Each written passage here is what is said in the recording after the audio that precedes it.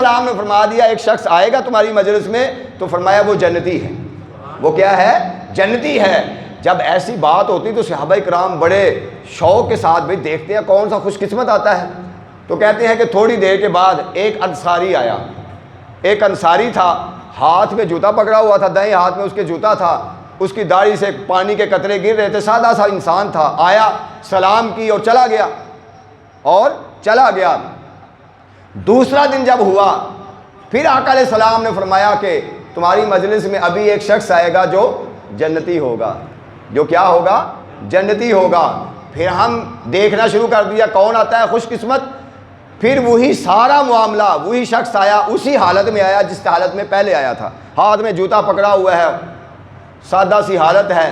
تو آیا اور پھر اسی طرح چلا گیا. اور پھر جب تیسرا دن ہوا پھر آقا علیہ السلام نے فرمایا کہ تمہاری مجلس میں ابھی ایک شخص آئے گا جن کو جنت کی خوشخبری میں سنا رہا ہوں, وہ جنتی ہوگا.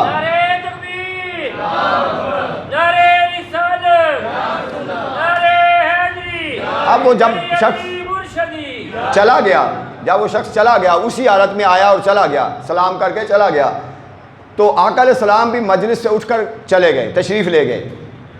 ان میں سے ایک صحابی ہیں حضرت عبداللہ عمر بن عاص رضی اللہ تعالیٰ, وہ اس شخص کے پیچھے پیچھے چل پڑے.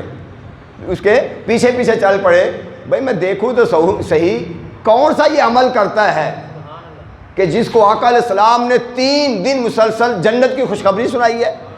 کہتے ہیں میں نے اس کو بلا کر میں نے کہا بھائی جان میری بات سنیے, میری گھر میں لڑائی ہو گئی ہے اپنے والد سے, اور میں نے قسم اٹھا لی ہے کہ میں 3 دن تک اپنے والد کے ساتھ بولوں گا نہیں, ان کے ساتھ رہوں گا نہیں.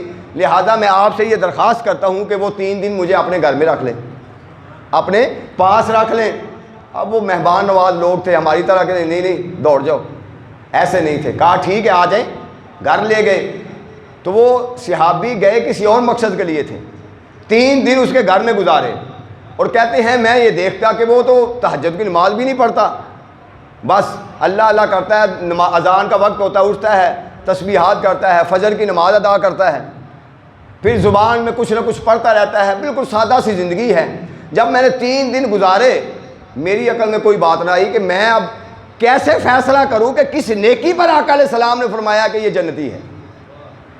مجھے یہ سمجھ نہیں آ رہی تھی کہ میں ابھی یہ فیصلہ ہی نہیں کر پایا, 3 دن اس کے ساتھ رہا ہوں.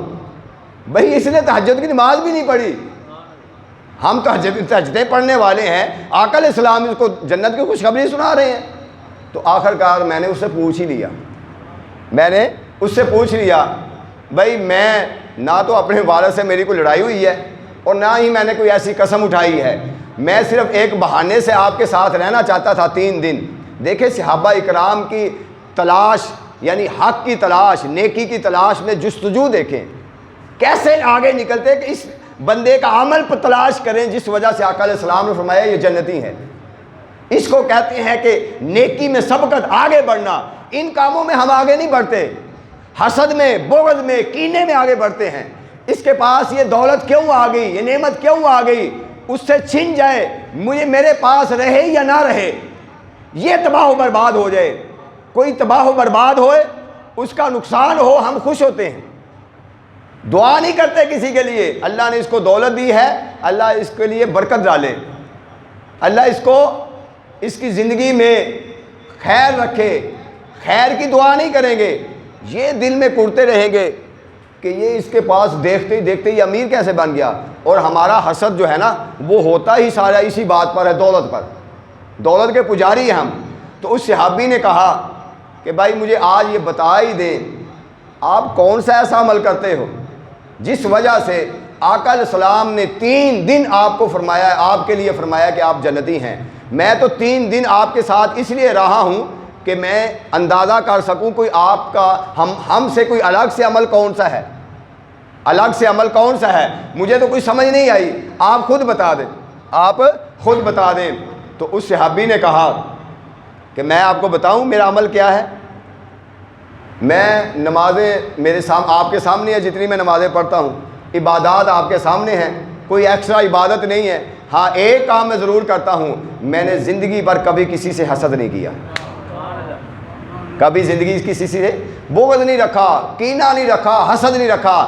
تو آپ حاضر محترم اپنا ایمان تازہ کیجئے. بتائیے مجھے اس حدیث کی روشنی میں ان توحید پرستوں کا گلا پکڑ کر پوچھئے، حسد ایک کیفیت کا نام ہے.